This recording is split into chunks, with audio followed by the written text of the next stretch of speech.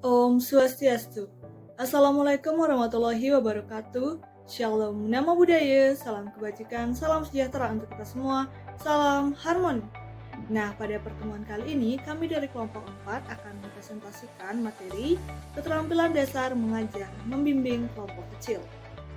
Baik, sebelum lanjut ke materi, perkenalkan terlebih dahulu anggota kelompok kami itu. Yang pertama ada saya sendiri, Nikombang Trikumala Dewi dengan yang akhir 01, lalu ada Niputu Oktamnya dengan NIM akhir 10, ada Yol Anugrah Siagian dengan NIM akhir 22, dan terakhir ada Rizka Salwa Alivia dengan NIM akhir 23.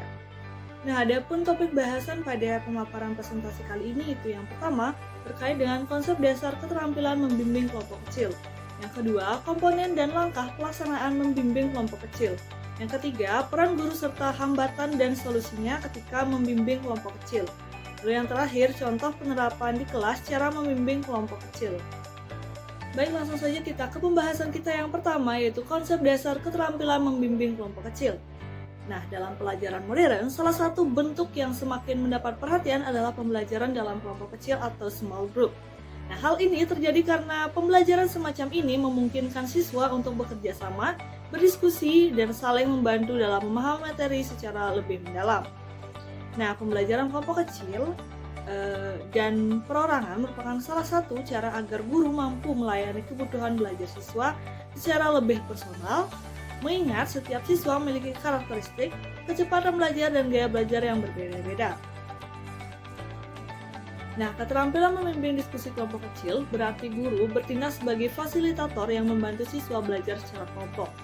Guru tidak hanya menyampaikan materi, tapi juga memfasilitasi pertukaran ide, mendorong refleksi bersama, dan membantu siswa memecahkan masalah secara kolaboratif.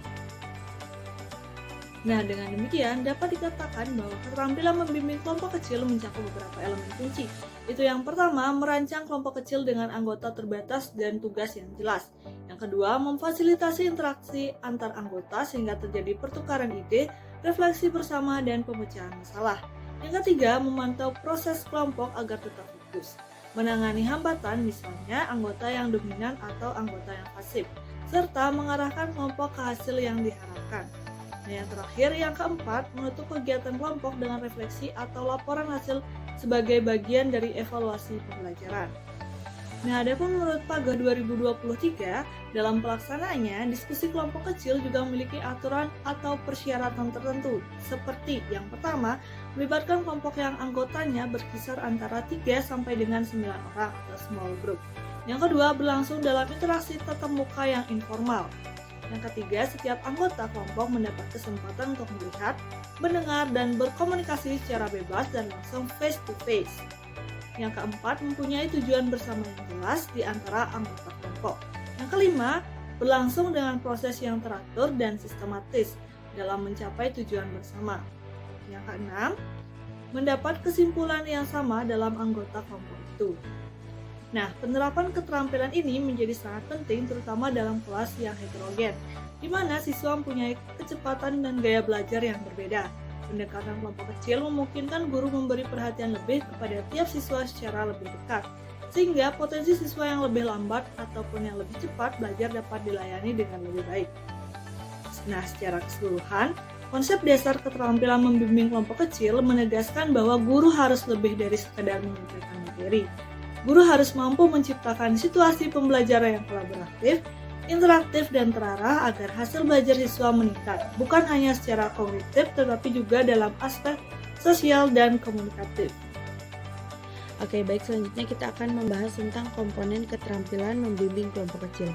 Nah, menurut Baby Tria, pada tahun 2003 terdapat 4 komponen utama. Yang pertama itu ada pendekatan pribadi kepada siswa.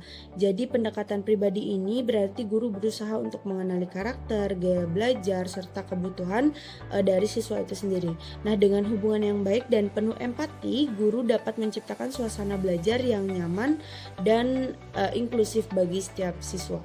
Lalu yang kedua ada mengatur kegiatan belajar. Jadi kemampuan mengatur kegiatan belajar ini merupakan keterampilan manajerial penting bagi guru. Jadi pengaturan ini membuat kegiatan itu lebih terarah dan juga efisien. Nah, dalam pembelajaran abad ke-21, kemampuan ini mencakup juga dengan pemanfaatan teknologi digital seperti platform kolaboratif ataupun media interaktif agar bisa belajar secara mandiri, terarah dan juga mampu bekerja sama. Lalu yang ketiga ada membimbing dan memfasilitasi pembelajaran. Jadi komponen ketiga ini lebih menekankan peran guru sebagai fasilitator. Nah, bukan sekedar pengajar, guru juga menuntun siswa untuk aktif berpikir, berdiskusi, juga menemukan solusi sendiri. Nah, peran guru di sini mampu menciptakan suasana yang belajar yang aktif dan interaktif. Jadi guru harus memastikan tidak ada siswa yang mendominasi ataupun tertinggal. Lalu yang terakhir, komponen yang terakhir ada merancang dan menerapkan kegiatan pembelajaran. Jadi kemampuan guru dalam merancang kegiatan pembelajaran yang kreatif, kontekstual dan juga sesuai dengan kebutuhan siswa. Guru perlu menyiapkan tujuan, langkah-langkah kegiatan, alat bantu, serta menyiapkan evaluasi yang sesuai. Nah, kegiatan pada kelompok kecil ini dirancang untuk mendorong interaksi dan juga kerjasama antar siswa. Dan kegiatan seperti proyek mini, eksperimen sederhana, dan juga diskusi berbasis kasus lebih efektif untuk menumbuhkan pemikiran kritis dan juga kolaboratif. Nah, setelah memahami komponennya, kita juga akan masuk kepada langkah pelaksanaan. Jadi terdapat 3 langkah pelaksanaan bimbingan kelompok kecil. Nah, yang pertama itu ada perencanaan kegiatan. Jadi pada tahapan ini guru menyiapkan topik, tujuan, membentuk kelompok, serta menyusun panduan kegiatan. Nah, rancangan ini harus mempertimbangkan alat, waktu, dan juga bentuk evaluasi. Nah, perencanaan yang baik akan membuat proses bimbingan lebih terarah dan juga efisien. Lalu langkah kedua yaitu pelaksanaan bimbingan. Jadi guru pada langkah ini guru menjelaskan tujuan, prosedur kegiatan, lalu guru juga bisa berkeliling untuk memantau aktivitas dari kelompok tersebut. Nah, guru bisa mengarahkan atau memberikan arahan, motivasi, dan juga pertanyaan pemicu agar siswa mampu berpikir kritis. Nah, selama kegiatan, guru harus menjaga dinamika kelompok agar diskusi berjalan aktif dan saling menghargai. Lalu ada langkah selanjutnya atau langkah yang terakhir ialah evaluasi dan hasil dan proses. Jadi guru menilai hasil dan partisipasi siswa ini tidak hanya dari segi kognitif tetapi juga segi aspek sikap dan juga kerjasama. Nah, guru bisa mengajak siswa untuk refleksi bersama, mendiskusikan apa yang sudah baik dan apa yang mungkin kedepannya perlu diperbaiki lagi. Nah, hasil refleksi ini bisa menjadi dasar untuk meningkatkan kegiatan berikutnya. Nah, jadi guru bukan hanya sekedar pengajar tetapi juga pembimbing, fasilitator dan juga motivator yang membantu siswa untuk tumbuh melalui interaksi kelompok. Nah, dengan pendekatan yang baik dan juga langkah pelaksanaan yang tepat, kegiatan kelompok kecil dapat menjadi wadah yang efektif untuk menumbuhkan keterampilan sosial, berpikir kritis dan juga kolaboratif di kalangan siswa. Materi selanjutnya yaitu tentang peran guru dalam bimbingan kelompok kecil. Peran pertama yaitu guru sebagai fasilitator. Dalam kelompok kecil, guru berperan untuk menciptakan suasana belajar yang kondusif, menyediakan sumber belajar, dan mendorong kerjasama antar siswa. Menurut Pagabean dan Misha 2024, guru sebagai fasilitator tidak mendominasi kegiatan belajar, tetapi justru memberdayakan siswa agar bisa menemukan pengetahuan secara mandiri. Jadi guru lebih seperti pemandu, membantu siswa mencari tahu, bukan langsung memberi semua jawaban. Peran yang kedua, guru sebagai mediator. Dalam dinamika kelompok, biasanya ada saja masalah seperti anggota yang terlalu dominan atau yang terlalu pasif. Nah, disinilah peran guru sebagai mediator yang sangat penting. Guru membantu menyeimbangkan peran anggota, menumbuhkan toleransi, dan menjaga suasana diskusi agar tetap demokratis dan inklusif. Seperti yang dijelaskan oleh Hasibuan 2024, Mediator bukan hanya menyelesaikan konflik, tetapi juga mengajarkan nilai empati, menghargai pendapat orang lain, dan kerjasama. Peran yang ketiga yaitu guru sebagai evaluator.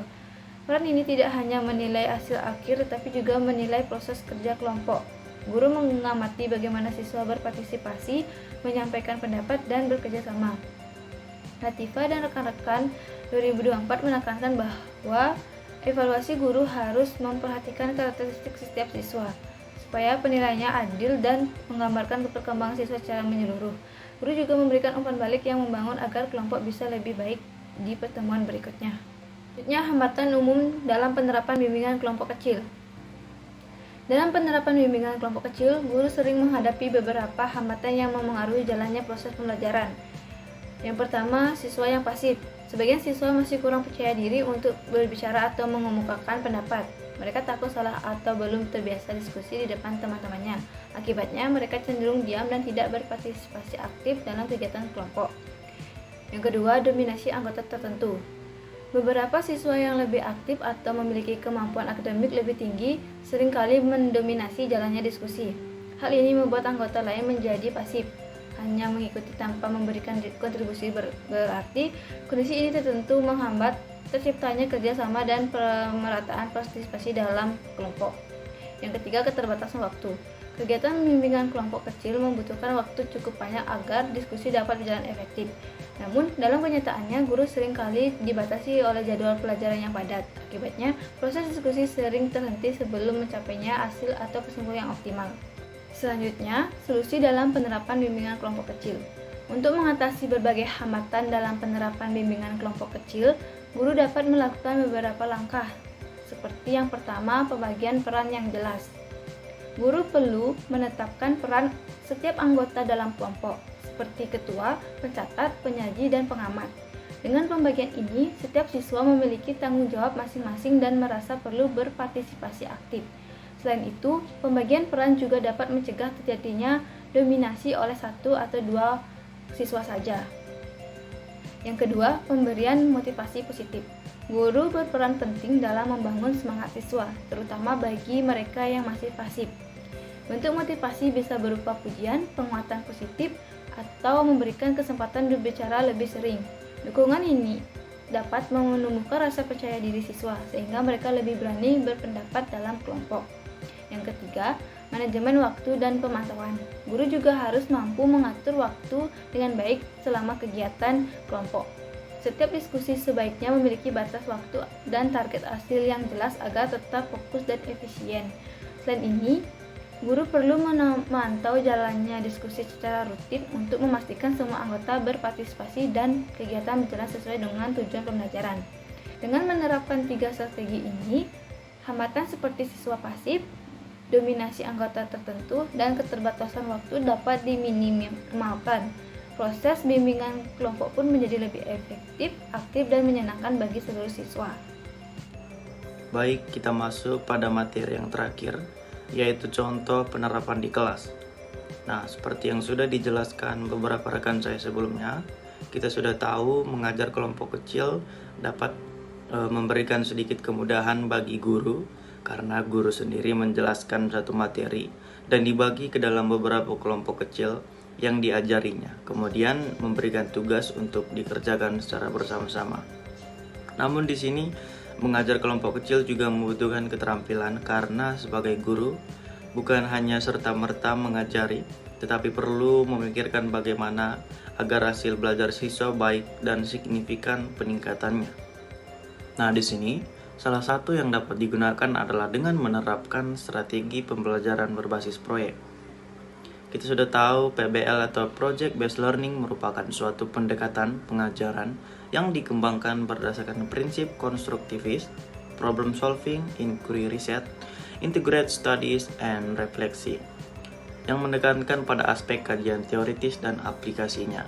Pembelajaran yang menggunakan metode PBL ini, yang dimana kita sudah tahu siswa mengembangkan suatu proyek baik secara individu ataupun secara kelompok untuk menghasilkan suatu produk. Nah, jadi dapat disimpulkan bahwa pembelajaran dengan metode PBL yang berpusat pada anak atau siswa itu sendiri. Selanjutnya di sini Mas Ito menjabarkan ciri-ciri pembelajaran yang berpusat pada anak, yaitu yang pertama, prakasa kegiatan tumbuh dari anak. Yang kedua, anak atau siswa memilih bahan dan memutuskan sendiri apa yang ingin dikerjakan. Yang ketiga, siswa atau anak mengekspresikan bahan secara aktif dengan seluruh inderanya. Yang keempat, anak menumbuhkan sebab akibat melalui pengalaman langsung dengan objek. Yang kelima, anak menggunakan otot kasarnya ketika sedang belajar. Dan yang terakhir atau yang keenam, anak atau siswa berkesempatan untuk menceritakan pengalamannya langsung. Dan ya, untuk kegiatan belajar mengajar dengan kelompok kecil di dalamnya, strategi ini dapat sangat membantu. Selain karena beragam kegiatan yang dapat dibagi-bagi tugasnya, strategi ini juga dapat meningkatkan partisipasi aktif dari siswa, mengingat beberapa siswa memiliki karakter pendiam dan susah diajak berbaur.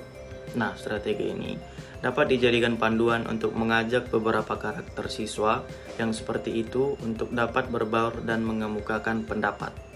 Dalam strategi ini, terdapat pembelajaran inquiry yang dimana kegiatan pembelajarannya melibatkan siswa untuk menganalisis secara sistematis, kritis, dan logis, sehingga dapat membuat siswa merumuskan sendiri jawabannya dan data-data temuannya dengan percaya diri. Nah, berdasarkan presentasi kami, ada pun kesimpulan yang dapat ditarik terkait dengan poin-poin setiap pembahasan. Itu yang pertama, terkait dengan konsep dasar. Keterampilan membimbing kelompok kecil adalah kemampuan guru memfasilitasi interaksi untuk pembelajaran yang lebih personal dan kolaboratif. Yang kedua, terkait komponen dan langkah, keberhasilan bimbingan bergantung pada 4 komponen, yaitu pendekatan pribadi, pengaturan, bimbingan, dan perancangan. Dan ada 3 langkah, yaitu perencanaan, pelaksanaan, dan evaluasi. Lalu yang ketiga, peran, hambatan, dan solusi. Peran guru itu sebagai fasilitator, mediator, dan evaluator adalah kunci untuk mengatasi hambatan, yaitu seperti siswa yang pasif, siswa yang terlalu mendominasi, dan juga terkait dengan waktu. Nah, melalui solusi praktis yang didapat yaitu pembagian peran yang merata dan motivasi.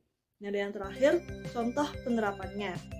Strategi Project Based Learning atau PJBL adalah contoh penerapan efektif yang berpusat pada siswa dan dapat mengaktifkan seluruh anggota kelompok. Nah, sekian tadi penjelasan pemaparan materi dari kelompok kami. Kami minta maaf apabila ada kesalahan. Kami ucapkan terima kasih dan kami akhiri dengan Parama Santi. Om Santi Santi Santi Om. Wassalamualaikum warahmatullahi wabarakatuh. Shalom, namo buddhaya, salam kebajikan, salam sejahtera untuk kita semua. Salam harmoni.